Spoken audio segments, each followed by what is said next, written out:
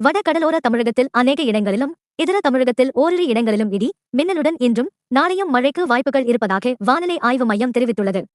இது தொடர்பாக வெளியிடப்பட்டுள்ள செய்திக்குறிப்பில் கூறியிருப்பதாவது: செங்கல்பட்டு, விழுப்புரம், கடலூர், மயிலாடுதுறை மாவட்டங்களில் ஓரிரு இடங்களிலும் புதுச்சேரியிலும் இன்று கனமழை முதல் மிக கனமழைக்கு வாய்ப்பு உள்ளது. இதன் காரணமாக இந்த 4 மாவட்டங்களுக்கும் இன்று ஆரஞ்சு அலர்ட் விடப்பட்டுள்ளது. சென்னை, திருவள்ளூர், காஞ்சிபுரம், திருவாரூர், நாகப்பட்டினம் மாவட்டங்களில் ஓரிரு இடங்களிலும் காரைக்கால் பகுதியிலும் இன்று கனமழைக்கு வாய்ப்பு உள்ளது. எனவே இந்த 5 மாவட்டங்களுக்கு இன்று மஞ்சள் அலர்ட் விடப்பட்டுள்ளது. சென்னை, செங்கல்பட்டு, திருவள்ளூர், காஞ்சிபுரம், கடலூர், விழுப்புரம் மாவட்டங்களில் கனமழை முதல் மிக கனமழைக்கு நாளை வாய்ப்புகள் உள்ளது. மிக கனமழை விடுக்கப்பட்டுள்ள மாவட்டங்களுக்கு நிர்வாக ரீதியாக ஆரஞ்சு எச்சரிக்கையும் வழங்கப்பட்டு உள்ளது.